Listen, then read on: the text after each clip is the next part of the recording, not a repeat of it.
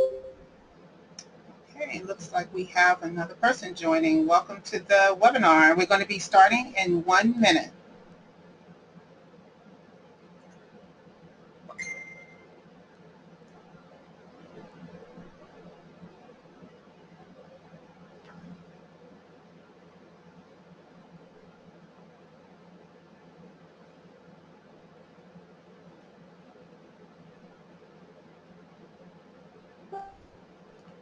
Right, I'm excited. I can't hold this back, right, Leroy?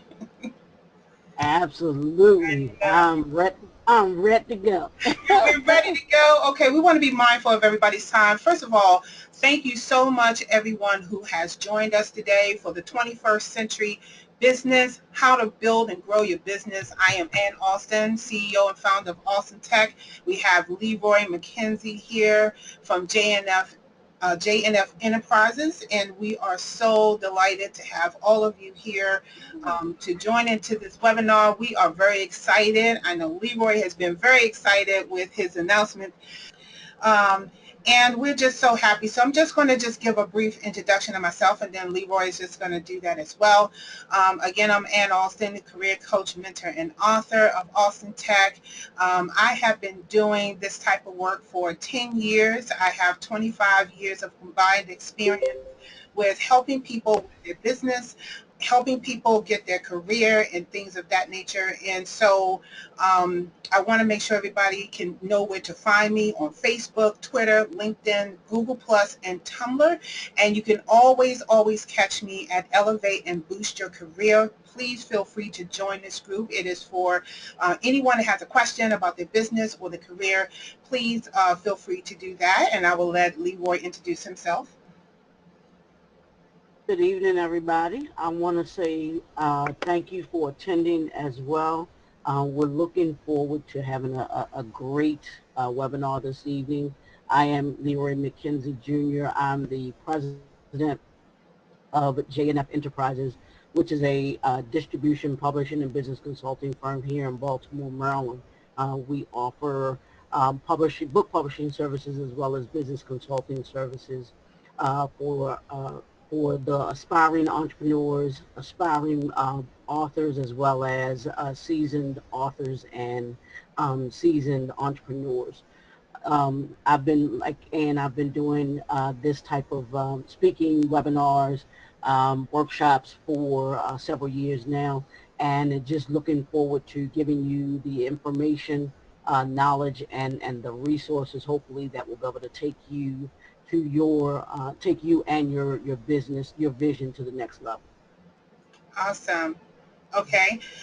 First of all, I want to go over some housekeeping rules. Can everyone see the slides that we have presented here? If you could type yes in the chat box, that would be great.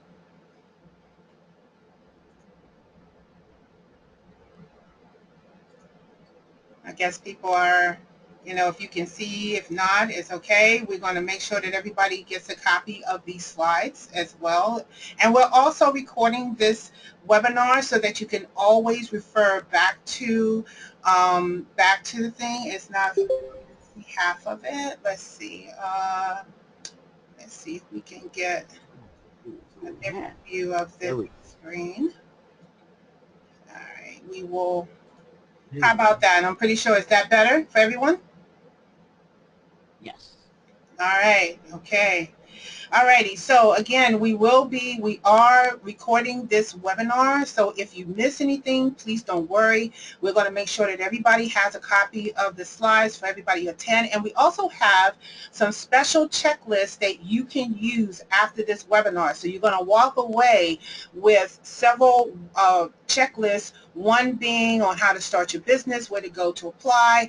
The second one is going to be part of a business planning along with a SWOT analysis that Leroy has put together, and it is a wonderful piece of information that you got to have. So please make sure you stay tuned so that you can find out how you can get the downloads for these checklists. I also want to remind everybody to please put yourself on mute. Right now everyone is on mute, but if you have just joined and you're not on mute, please do. If you have a question, please use the chat box so that we can answer your questions. And any questions that we don't get to today, we will definitely make sure we get back to you directly directly because we want to give you our personal service to help you answer your question about your business. If you experience any connection problems, please disconnect and try again. This is a go-to meeting, and a lot of it is through the internet. So if you have any problems at all, please let me know, but also try to disconnect and reconnect. Feel free to reach out to us directly for any of your questions. If you have anything to do with your career or your business, you can always reach us at austin@alstontech.com, and you can reach Leroy at jnfenterprises@yahoo.com. And don't forget, we will also be putting this recording on our YouTube channel so that you can keep abreast of all of the things that we're doing for this Part 1 webinar.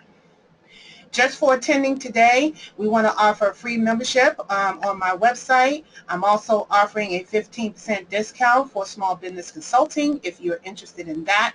You're also welcome to join the Businessmen and Women of Color podcast page so that you can keep abreast of all the different entrepreneurs, and you can definitely be able to network with people who are in the field that you're looking to be in. That's a great resource for you.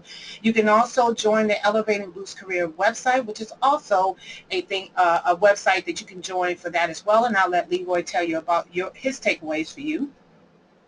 Well, the takeaways that we have for JNF Enterprises for today, it is actually, we have a book series, Building the 21st Century Company book series. It's 3 books. The first book is The Customer is Not Always Right, a common sense approach to establishing a strong business. The second one is Young and Gifted, the New Generation of Entrepreneurship. I took, in this book, I took 21 entrepreneurs under the age of 40 who were not in music, sports, and entertainment, and had them talk about their lives, how their backgrounds, their histories, how they became entrepreneurs, what made them want to become entrepreneurs, and then their particular industries. The third book is The Art of Leadership, Success Strategies for the 21st Century Leader. We talk about leadership, or I talk about leadership in 5 different dynamics. That's the family, church, business, government, and education. And what I'm offering is the discount off of that book series. So you'll be able to get that at those 3 books at a discount. So. Awesome.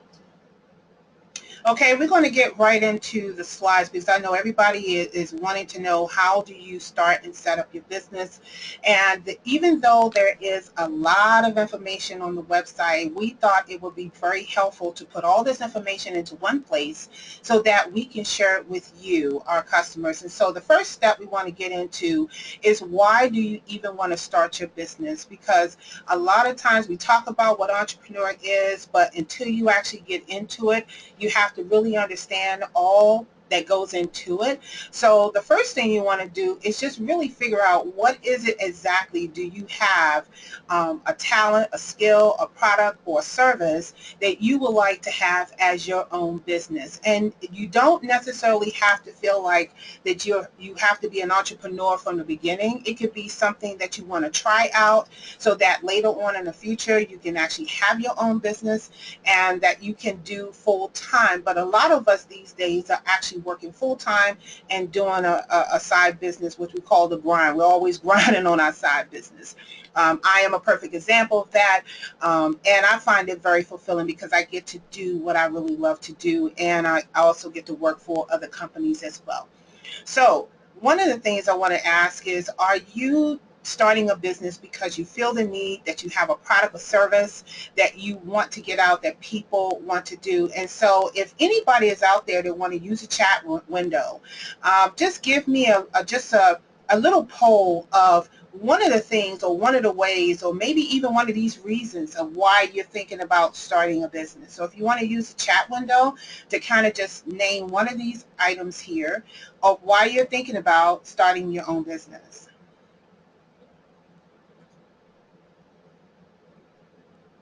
And if you're on the phone, it might be a little bit difficult because I see some people that are on the telephone. Oh, wow. Let's see. Let me unmute people. Maybe they kind of want to talk instead. So let's see. Okay. Is there anyone out there that would like to say whether or not they want to start a business for any one of these reasons? And I think also, and too, what's a good thing too for people to realize too is that's where I think everything begins with, starting a business, or even, even growing your business is your why, what's called your why. you know, because you can't go anywhere, do anything unless you have a purpose to it. I don't think we do anything in this life without trying to think about what it, what purpose it has, or we should be thinking of what purpose it has, and especially when you're doing something as purposeful and as significant as wanting to have your own business. You know, and being an entrepreneur, because that's a huge step, because it's not for everybody. You know. Right. Okay, so we have a couple responses, Leroy. So Sierra, Cool. she wants to feel the need for a service. She wants to feel a need, a service, and follow her passion. We have another person who currently have a business. We have one person that wants to serve the community and make extra money. Very good. Well, thank you so much, everybody, for sharing that. And definitely, these are all valid reasons why someone will want to start a business in the first place. So let's talk about a little bit. Are you really ready to make this happen? Are you willing to go the extra mile to just do everything you can to get this going? Because it is a lot of work to start your business, from the paperwork to just launching the business. And a lot of times you may not have the resources, or you may not have the support. So are you willing to really do the work? And really, what are you not prepared to do? Because on the flip side, there's going to be a lot of things that you're just not going to want to do or want to give up. One of the things that I know I struggled with when I first started my business was just really understanding what I had to go through just to do one paperwork, or try to raise the money to fill in or submit one article of incorporation just, to the county, and then try to figure out how am I going to pull off my first event. And it was so overwhelming because it was just me by myself, and I had to figure out how was I going to raise the money, who was going to attend, who know me. And then I had to think about what am I not willing to give up. And there was a lot of sacrifices that I had to do. So Leroy, can you speak on some of the resources that you definitely going to have during this process? Well, I think one of the main or major resources I know that, like, I didn't have, like one that you just said, was where to go. Honestly, where do I go to even, do I need to register my business? How do I register? Where do I register my business? That understanding. So I think the first thing that you kind of want to do, and we'll talk a little bit about it when we get further into the presentation, is having a mentor. I know that's one of the things that I was missing, and because a mentor is someone that will be able to guide you. And among having one, if you have a mentor, or once you have a mentor, if you don't have the ability to be able to have a mentor right now, then being a part of something like this, a webinar where we give you the tools, because both Ann and I have gone through Yeah, those struggles, and I know for me, one of my passions and why I do this and why I do what I do, because I don't want folks to have to to go through what I went through and not know where to get that information from. So I'm one who wants to share the information that I've learned. I always feel like, or have felt like, I have an obligation to share the information that I've learned with those who are trying to get to yeah, where I am and where I'm trying to go to. So yeah. I think you start there with the mentor, and then by being a part of, let's say, webinars like this, or even if you attend a conference Mhm. that talks about starting a business or growing your business, it's key to get those elements there, because you can get a lot of tools and a lot of information, and then read too. The library is a Right. wealth of information. Trust me, Yes. they got some good stuff in there. Yes. One of the things I want to add before we go to the next slide is that when you're considering all the work that goes into it, there's a lot of acceptance that you have to go through. And one of them is that you're not going to make money the first year, that you may not have your customers the first year, and you're going to go through some obstacles. definitely the first year. But if you accept that that's going to happen, it will actually motivate you to find creative ways to get your customers, which we're going to talk about in part 3. But I don't want you to get discouraged, because when you come up against those roadblocks, that is when you have to really put your foot on the gas and just keep going. I go through it all the time, but I have to figure out what else can I do to be creative? What else can I do to get my business? And so let's get to the next slide so we can talk about that.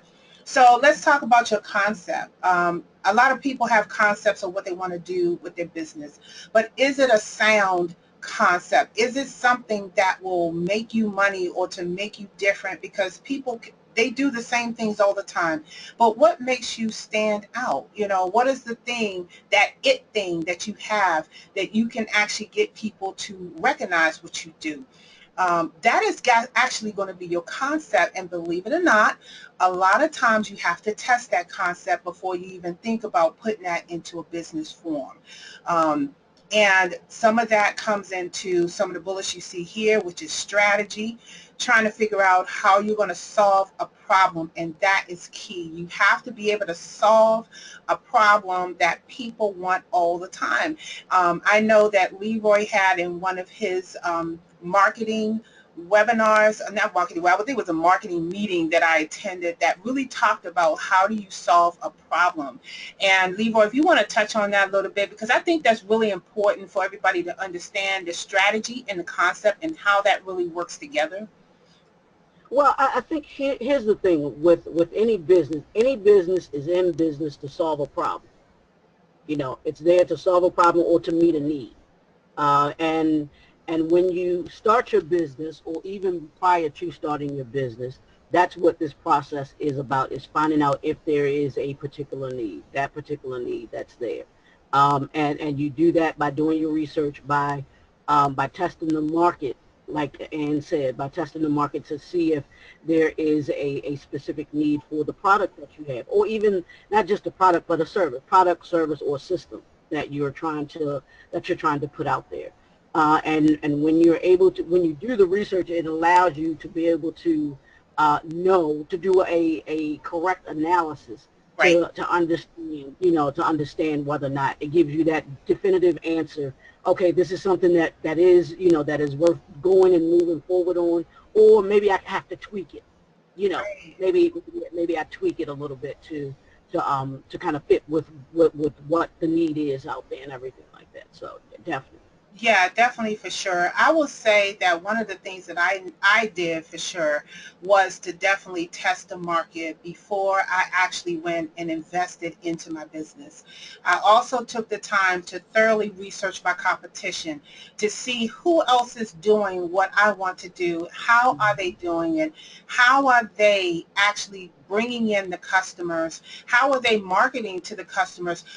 One important thing that someone mentioned to me that I saw, and I was actually in another meeting where this person said, is that if you do not know everything about your customer, where they live, their age, all of those things, if you don't know your customer, there's no way that your concept and your strategy is going to be able to market to them. Okay, so these two things are the most critical thing you have to get right before you go down the line, because when you get to step 3, this, what your concept and your strategy is going to help you determine what your business structure should be. Okay, so I'm a prime example of that. Okay, so I'm a LLC business, but I also do stuff that is very, very tied to the community, nonprofit type services. Now, anyone can look at my business and say, and you really should be a nonprofit. However, these are things that have come up over time as I was doing my program. So now I know that I need to have a nonprofit spin to my business. Doesn't necessarily mean that I made the wrong decision, but it just goes to show you that as you are building your strategy and your concept, is going to evolve over time. And so that is going to lead right into step 3, which is, what is your business structure? Do you want to be a corporation where you have board members and you have to deal with stock? Are you going to be a limited liability company where it's just you and another partner and you just do just general business services? Are you going to have a partnership, which is like a lower level of an LLC, but it's just two people being a partner? Do you want to just be by yourself and be a sole proprietorship and just own your own business? But with that, you're open to liability if you get sued for something or if you're having some issues. Or do you want to be a nonprofit serving the community? But with a nonprofit, you also have to undergo audits. You have to have a board of directors as well.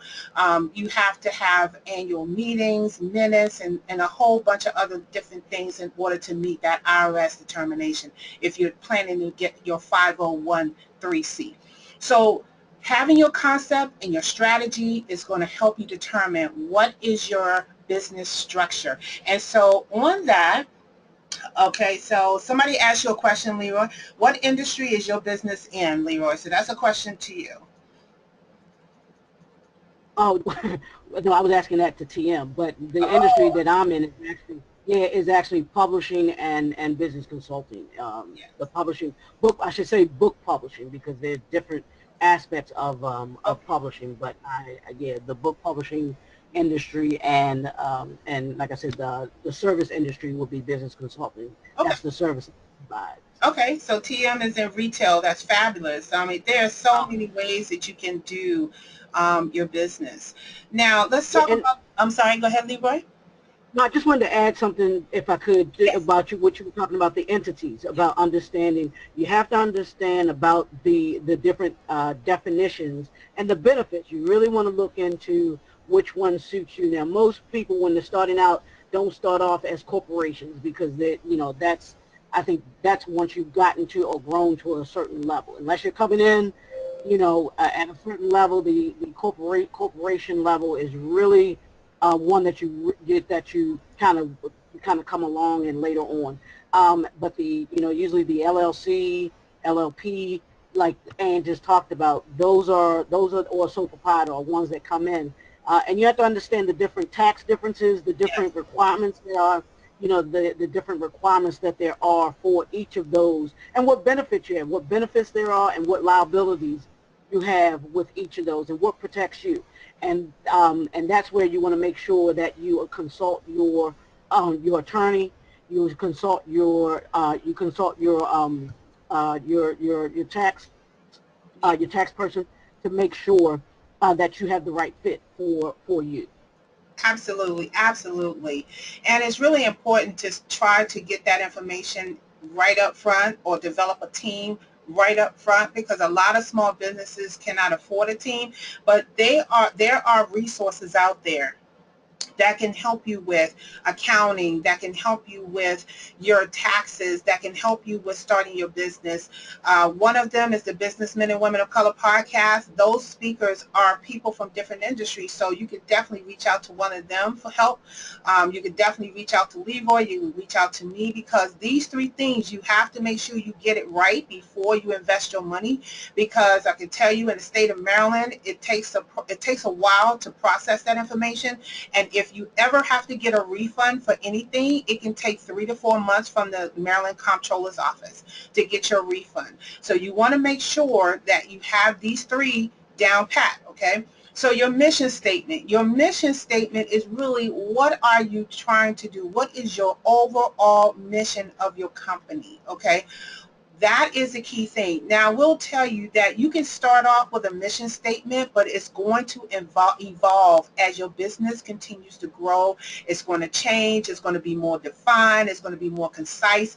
And a lot of times, people who you meet that's going to know your business is going to see this change over time. So just make sure that you have your starting mission, and just know that you're going to be modifying that as you go along. And again, you want to make sure you pilot and test your plan before you go out there and try to create this entity, because you want to make sure that your business can stand out. I did put a question out to the audience, to the people who are attending, of which entity that you were thinking about. So if you want to use the chat window just to kind of put in there, so I can get an idea what entity of people are thinking about doing. And while I'm waiting for that, I'm going to talk about the operation plan On the checklist that you're going to receive, there are going for each one of these entities, it's going to outline for you what operation plan you need to have for each of these entities. The corporation has one, so does the LLC. You have to have an operation agreement, which is what I have. Nonprofits have to have bylaws.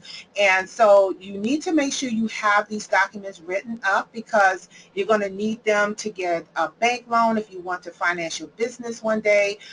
You may need it because the Maryland taxation, I think it's assessment and taxation, they may ask you for that information. The IRS may ask you for that information if you're a nonprofit trying to get your 501c. So these are documents that you definitely have to have on you before you start to go and put in your information. Leroy, I didn't know if you had anything you wanted to add to that.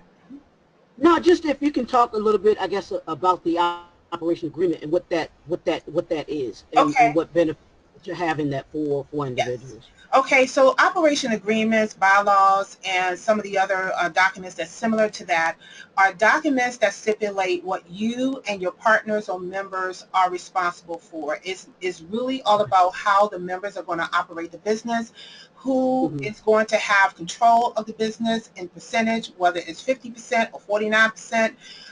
You definitely have to make sure that everybody has an understanding of what their roles are. If someone leaves the organization, how do you vote on different decisions? Now, for LLC, this operating agreement does not mean you have a board of directors. It just means that everybody in the LLC is a managing partner, but you do have your principal managing partner. So like in my business, I'm a principal managing partner. My husband is the head managing partner, and so we partner together, and then we also have our sons who are in the business making up Austin Tech. However, if we have a member come in, they will agree to the membership and they can also leave as well. Everybody has voting powers, but I have the ultimate say because I'm the principal managing partner. If you're a corporation, you definitely have to have an operation agreement because you're going to have to answer to the board of directors who do have power to vote you out if you choose to do a S corp or C corp, because they also have different people they have to answer to, and because you're dealing with stocks, they're also investing in your business. If you have a nonprofit, then you have bylaws, which is similar to an LLC operating agreement, and you want to make certain that you have the type of agreement that's going to be for your board of directors, because now again, nonprofits have board of directors and they also have investments in your business to make sure that you thrive. And that operation agreement bylaws is what governs what the board of directors can and cannot do in your business. So it's definitely And a critical thing you have to have. and we can't stress that enough of how important that is, because coming into any business that you're going in, especially going in with multiple partners, or even if it's just one other partner, you want to be sure that everybody understands what role that they're playing in the business, not just in the business, but also if someone chooses to leave the business, how that gets worked out, so that if you when you go into it with a clear understanding, everything's been put on the table. Mhm. There's transparency, and Right. people know going in what the deal is, and if things don't work out, or if you choose to leave, there are no questions. This is what we decided that we were doing from the beginning.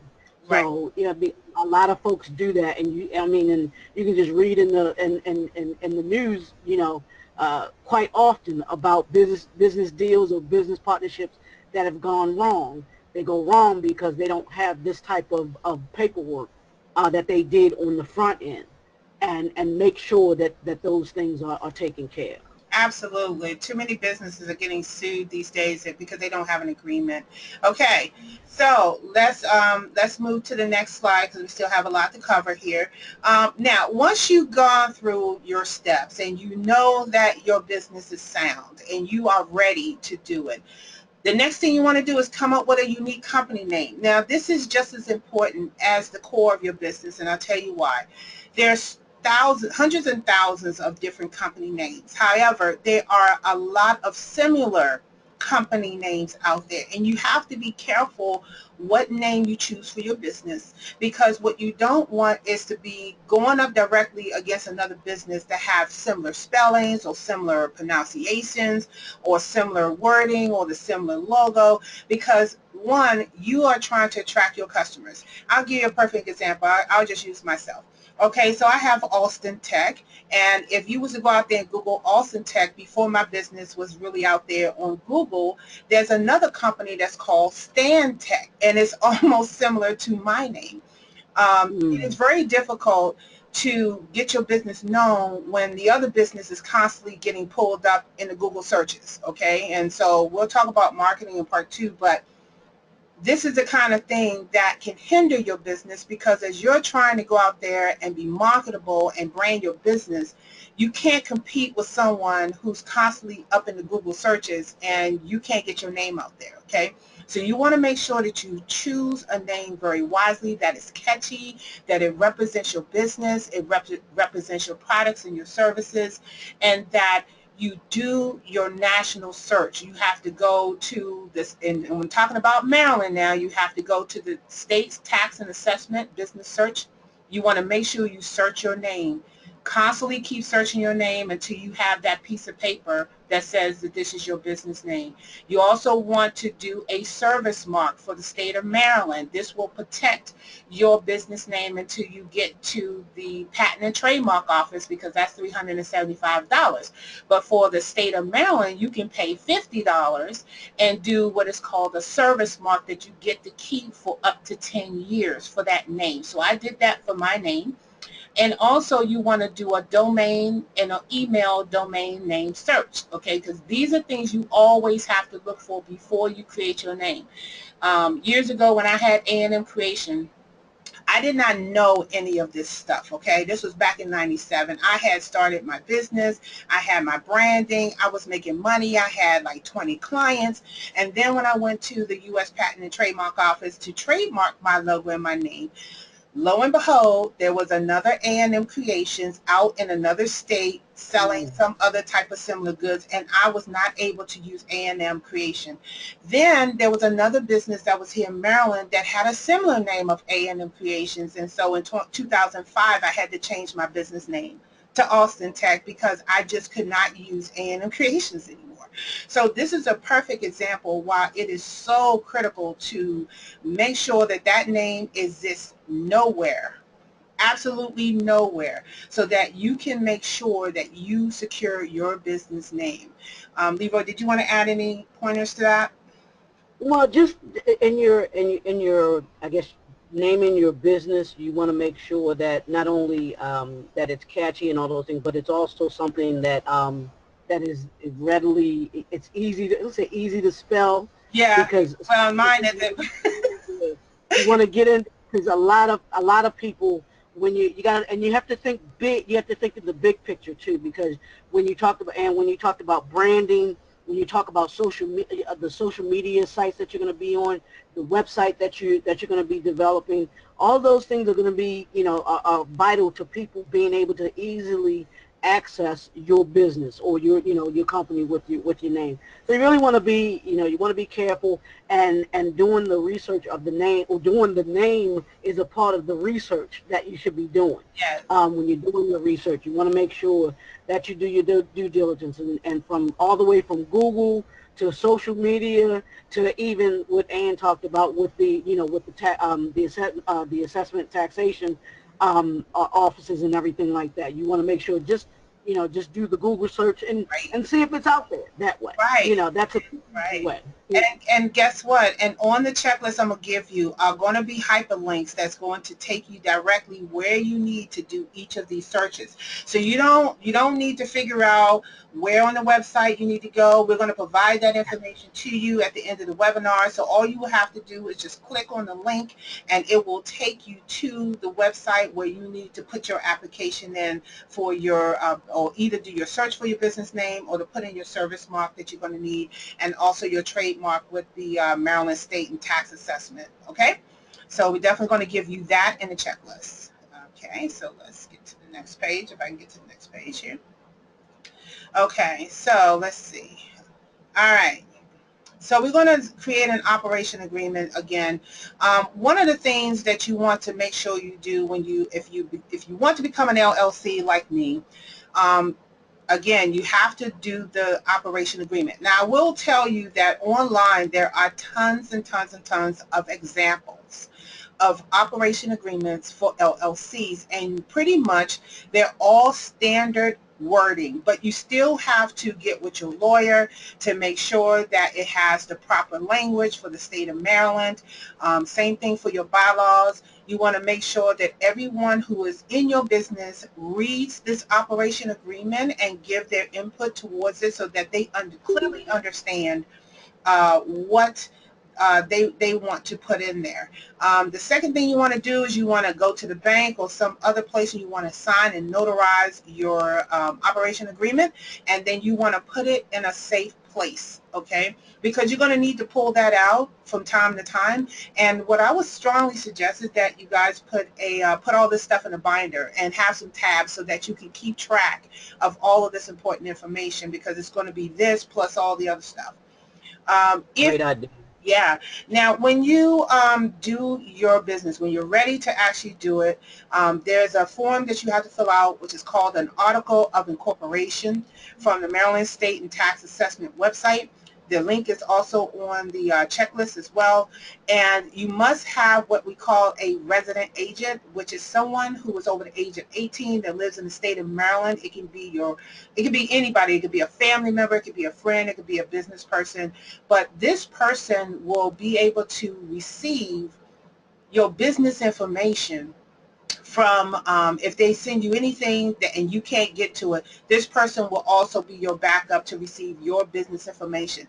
So make sure you choose wisely who is going to be your resident agent, because if something happens to you, all this business stuff is going to go to them and you may not want them to do that. So and they do have different forms for the type of business for as far as an article of incorporation. So when you click on the link to go to that website I'm going to provide you, make sure you click on the right link and download the correct form for the entity that you want to do.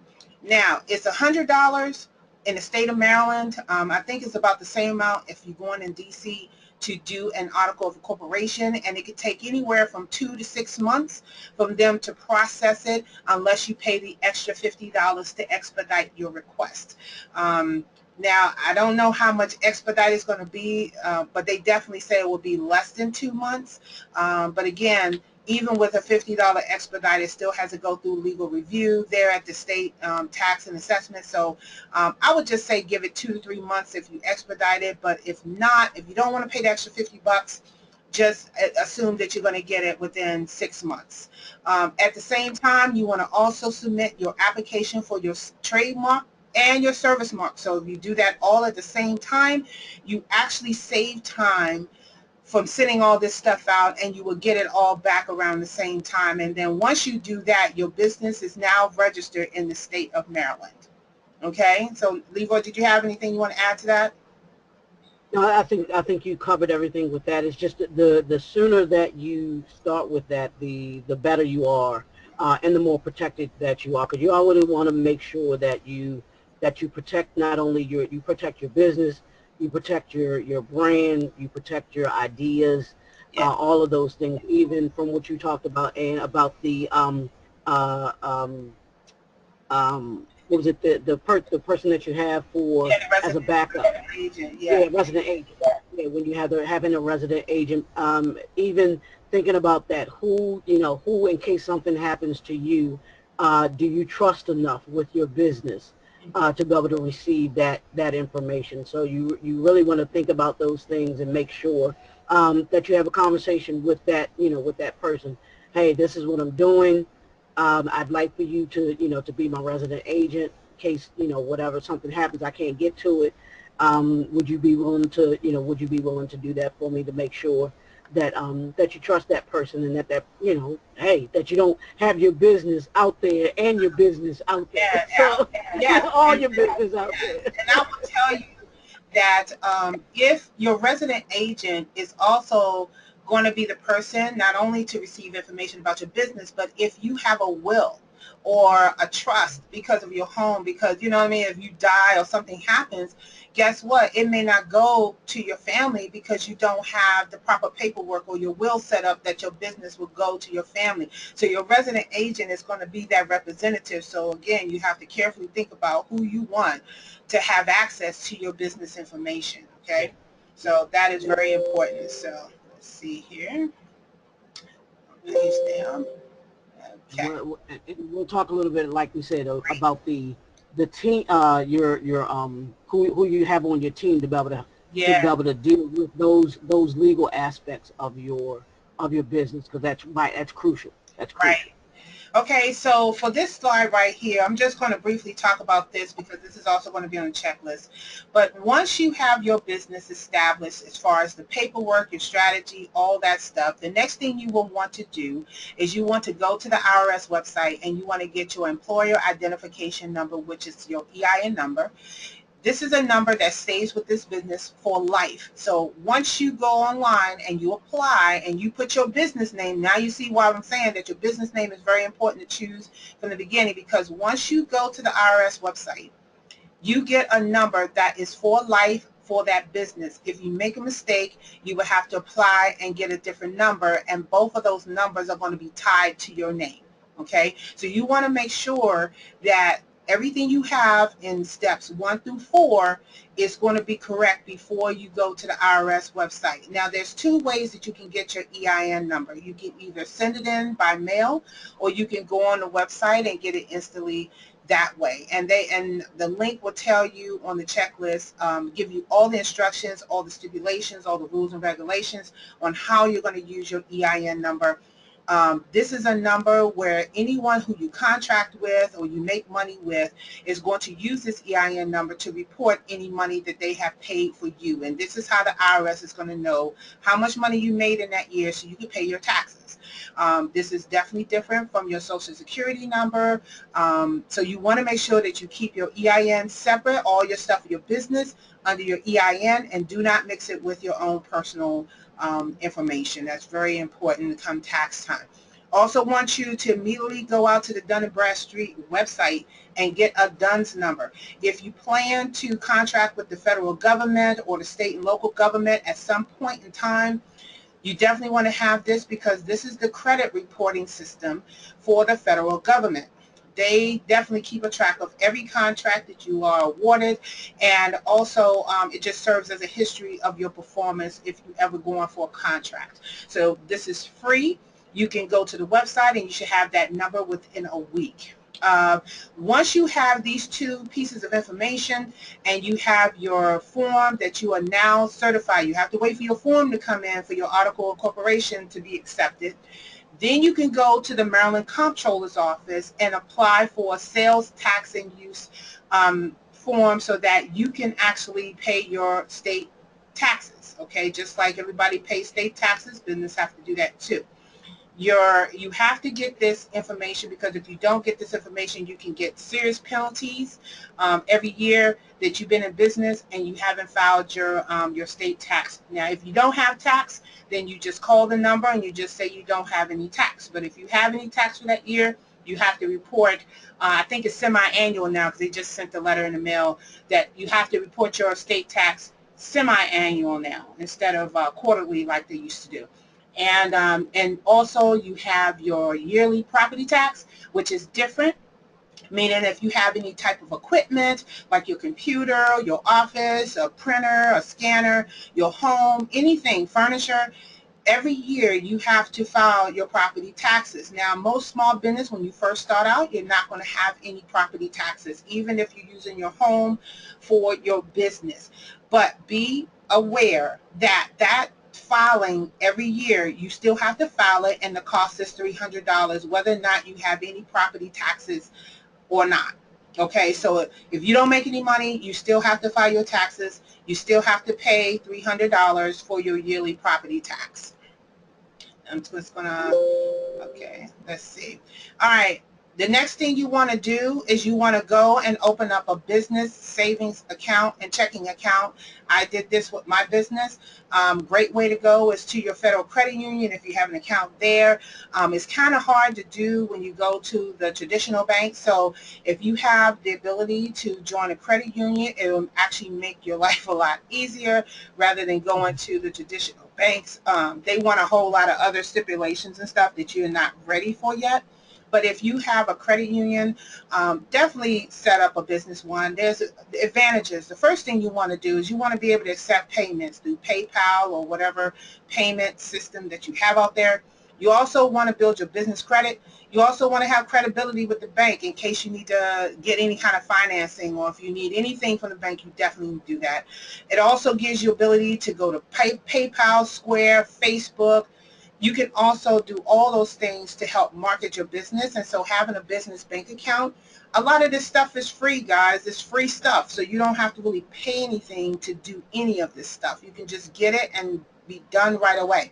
And again, you want to make sure you consult with your accountant and consult with your lawyer if you have any questions about anything when it comes to your ability to accept and give payments out, okay? And you want to make sure you protect your privacy in terms of that, so you want to do that.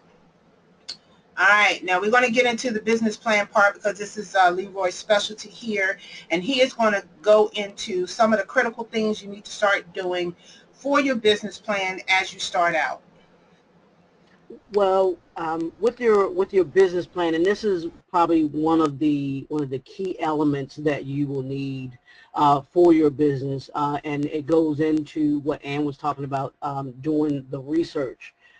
This is when before you do the business plan, you actually want to do some of your research then, and that's going in, looking into your particular industry that you're interested in going into. Looking at where it was, the history of your industry, looking at where it is now, and then also seeing where it's going to be in the future. And that's key because you want to know where your industry is trending.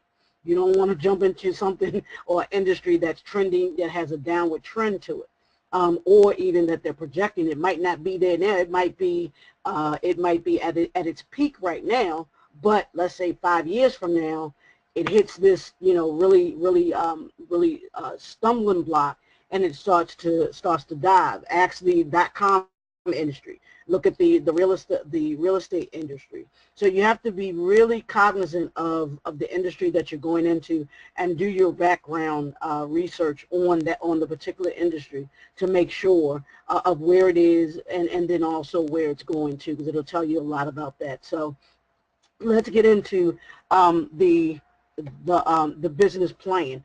And before we get into the business plan, what you'll see on there, I actually don't have it on this one, but I have it. There's a checklist which is going to be available. It's one of the worksheets that we do have available for you. It's a business plan checklist, and this is what you want to do going into writing your business plan, because this is going to be the things that you want to make sure that you have in place, or questions that you want to ask yourself before you start your business. And I'm not going to go into all of these, but like Ann mentioned, it's the gist of it is doing a SWOT analysis, which is where you're trying to figure out your strengths, your weaknesses, the opportunities, the your threats, and then also your any kind of threats that you have, and then your strategies that you'll have.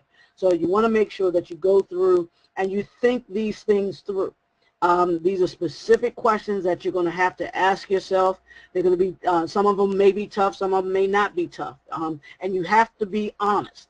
You've got to be honest when you're doing this type of, when you're sitting down and going through this, because you don't want to think about something and say that it's something that it's really not, and then you wind up going into it, and then you find out, oh wow, I shouldn't have done that, or I should have done it this way versus that way, and your information gave you the direction that you should have gone into. So you want to make sure that you have that checklist together. And once you have the checklist together, you've gone through the checklist, then you can actually go into the business plan. Now, the business plan is going to be composed of different segments.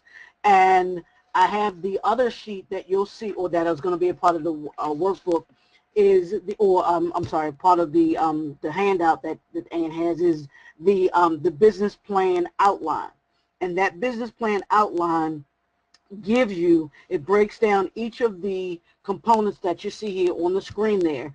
It breaks down your executive summary. It breaks down your general company description. It breaks down your product and services. It breaks down your marketing plan. It'll break down the operations plan. It breaks down each of those and tells you what you need to have in each of those sections, so that when you're putting it together, you actually know what information you need to include in there, because your business plan is not only for you and for you to be able to go back, look through, kind of give you a guide for where your business is, where you're trying to get to with your business. It also is a guiding force for if you want to get investors, if you need to go to the bank in order to be able to get a business loan, in order to be able to get this loan. That's going to be the first question that, whether it's the investor or whether it's the bank, they're going to ask you is, do you have a business plan? So you want to make sure that you have your business plan in place before you talk to anybody. And your business plan also helps you to be able to keep focused.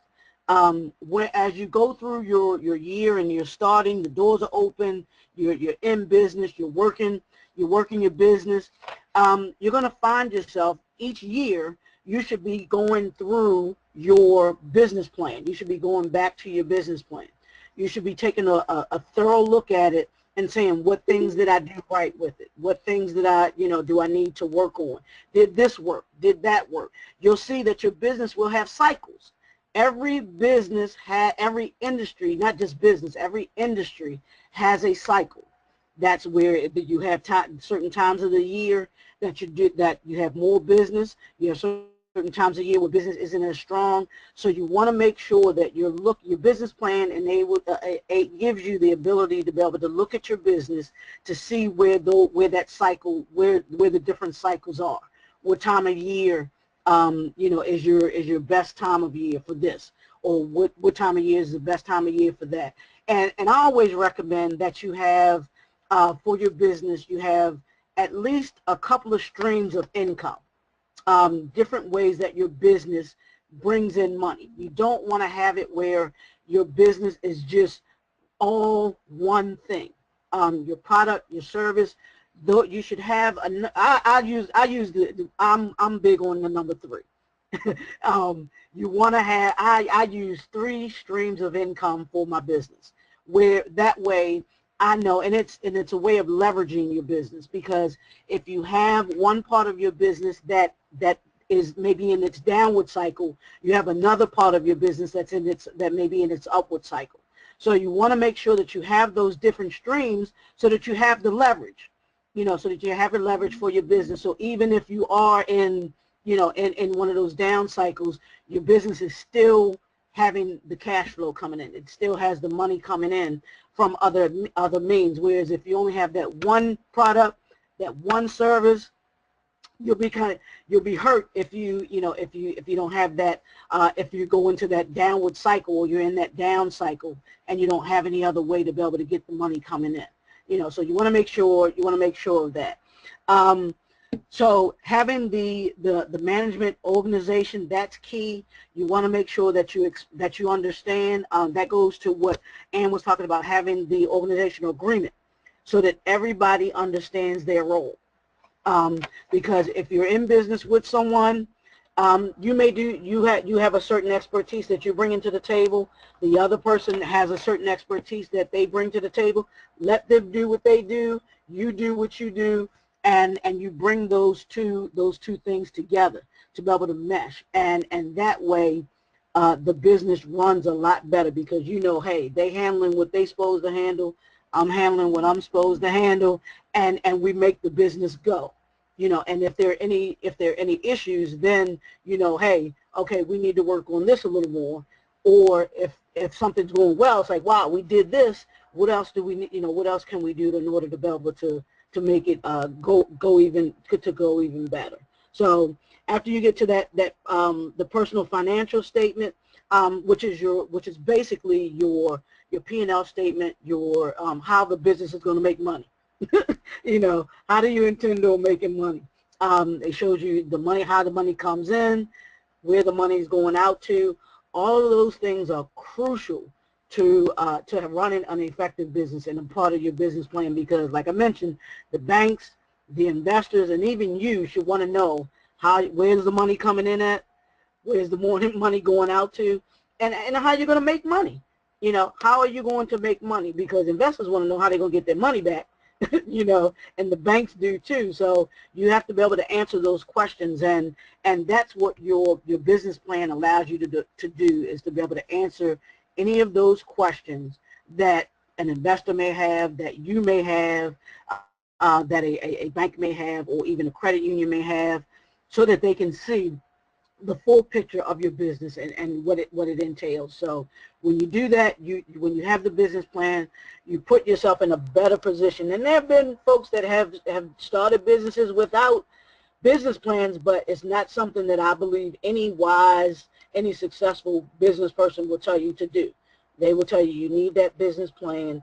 You need to make sure that you have all of your ducks in a row, that you're able to see how your business is going to navigate its industry, and especially when you're initially trying to start, because getting your name out there, trying to grow your business, it's important that you know how that money's coming in, where that money's coming in from, where it's what bills you're paying, because it helps you to be able to each year to grow, to be able to go better. Because if you see your money and see where the money was wasted, or where the money was better, could be better useful, that only helps you to do better Right. with your business. Yeah, I want to Yeah. add a couple of tips in terms of writing Yeah, your business absolutely. plan. Absolutely. Okay, so one of the easiest ways that you can write your business plan is do not start from the executive summary, because the executive summary is an overall summary of your entire plan. So if you try to Absolutely. do this executive summary, you're going to have a hard time thinking about the rest of your document. But if you just start with just a general company description, incorporate your mission, vision, and goal statement. Talk a little bit about your products and services, kind of break them down just a little bit and give a synopsis of each one of your services that you're providing and why. Make sure you add your why, when, where, how, all those things that people teach you years ago when you were in school on how to write something that you want people to really clearly understand what you're doing. So you definitely want to incorporate the how, when, why, and where in your product descriptions and your service descriptions, because this is going to help you learn how to market and operate your plan. Once you get down to the personal finance statement, I will tell you, you will get a little stuck, but a lot of it is just really prophesizing what you're going to do in the next few years. And most of it is based on research from other organizations on what they've done, and then your research on what you think you're going to do. I can tell you that I think I'm now 2 years into my business. I can actually go to an accountant now and say, okay, I know I'll be able to make this much in 3 years. Versus 2 years ago, I had no clue what I'm going to be making.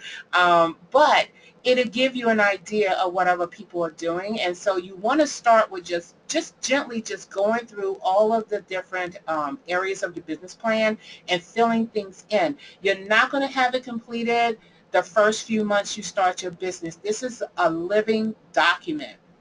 You're going to be looking at this document and revising this document like 1,000 times. But in the end, what is also going to help you do, and this is the greatest benefit, is that it's going to give you the opportunity to really thoroughly understand your business so that you can verbally articulate it to people who you're pitching it to. Okay. A lot of times Absolutely. when you talk about your business right now, when it's very early in its infancy, you have a hard time trying to explain to someone the vision or the value of your business. But once you start updating your business plan and you really getting concise with it, when you go to present it, you're going to know exactly what to say. So we're going to move on to the next one so that we hear. In Okay. your in your business plan, you should know your business plan In backwards and forwards. backwards And I and don't know how many of you out there listening watch that already watch. But if you don't, I would suggest that you watch Shark Tank oh and yeah, that you watch The Profit. You watch those two shows. Those two shows are the best shows on TV for how to, how you should know about your business because they don't play. On Shark Tank, when no, you're presenting and you're doing a pitch, they're going to ask you your numbers. They're going to ask you why this, why that, how many, this, that, and the other. And if you don't know it backwards and forwards, it will show. It yes, will show. And even on The Profit, he asks you those questions as well. You have to know your business inside and out. And like Ann says, your business plan allows you to be able to do that, to be able to to be able to get an intimacy, have an intimacy yes, with your business with plan, your business. so that you do know it backwards and forwards. You should know it in your sleep. You should be able to wake up talking about your numbers and everything like that too. Yes. So. So I'm going to go to step number 8 because I want to make sure that we cover everything in this 1 hour. So other things you need to consider. Now, as you are now a business, once you have gotten all of these things into place, you have now opened the door up for more greater opportunity for your business. So one of them are if you are a woman-owned business, if you are a minority business, there are small business certifications that you can apply to. There are different stipulations that you have to follow, and this is the time now when you first open up your business for you to plan for it. Because believe it or not, these 3 certifications, you have to be in business for at least 2 years. I think it's down to 1 year now, but I believe it was 2 years that you have Mhm. to be in this situation in order to achieve one of these certifications. Um, a lot of it is asking about your performance, who you worked for, how much money you made, what neighborhood or community that you're working with, what partnerships have you developed over the last 2 years. And they want to see that you are establishing yourself as a business that is credible and stable. So that's the reason why they want you to have at least 2 years under your belt before you go for a small business certification. Last year, when I would say 2015, right at the time when I LLC my business, they did have a self-certification process, but they have taken that away in 2016. So now you have to actually go through the Small Business Administration to certify your business as a small business owner, disadvantaged. Mhm. You also have your state and local DEB the certifications that you can gain as well. So you have your SBA and you also have your state and local that you need to go to the, I know one of them is the Prince George's County Economic Development. I'm pretty sure you're going to have one in your neighborhood that DE, what did it? I just say, yeah, you just go there and they have plenty of programs where you can apply for one of these certifications. Also, again, that DUNS number that I mentioned earlier, when you get all of these things and you're certified and everything, you're also opened up for government contracting opportunities. This we can cover in another one because there's so much to this one, and I would love to give out a checklist on all of the different government contracting opportunities that are out there. I'm definitely going to be taking advantage of most of these that's out there. I have already got mine set up to contract with the federal government. So I would love to share that information out to people who are interested in that, but you got to get past steps 1 through 7. Okay. And so these are some of the links that we're going to be sharing in the checklist. There's so much more than this, but I definitely wanted you guys to see that we do have some initial links here where you can do your business search, you can determine your structure, you can get your service marks and your patent trademarks. We also have the Dun and Bradstreet, your email. These are just first line links, but when you get your worksheet, you're going to have the entire checklist, so that we want to make sure you have that. Let's see, we also want to give you a reminder that if you like this webinar, please let us know. We want to get your feedback and let us know how we can do better. We also want to remind you that on the 27th at 7 o'clock, we're going to talk about zero to low cost marketing and branding for your business. So we're going to break it down. How do you brand and market your business on a tight tight budget or even no money. I would love to share that. Leroy has some wonderful, wonderful branding tips that he wants to share with you. Part 3, we're going to talk about customer services. How do you do that to maintain your customers? How do you generate customers? How do you, get these leads and where you find them? And we're going to talk about that on August the 10th. So make sure that you sign up and register on Evite. If you need the link, please let me know. I will send that to you because we have different links for each of these webinars, and we want to make sure that you get this information. We want to give you our last reminder that we do have a free membership here. We do have a 15% off of our services. We do invite you to join the Businessmen and Women of Color Podcast Facebook group. Please post your interest of business and reach out to those folks there and even listen to a podcast. Also, we have the Elevate and Boost Career Facebook, and we do I also do what I call Career Corners on Tuesdays or Wednesdays at same time. So, and also Leroy has his 21st Century book series. You don't want to miss out on that because I'm telling you, all this information is really geared to help our minority community, to uplift you guys, to help you start and grow your business. This is something that was definitely hard for us to figure out as we started our business, and so we want to share this information with you guys. So if you have any questions whatsoever, please do reach out to us. Thank you for attending our webinar. We appreciate your time and attentiveness, and please like and share and tell other people about our webinar so that they can get the information as well. Thank you so much, everyone, for joining, and we will see you in 2 weeks.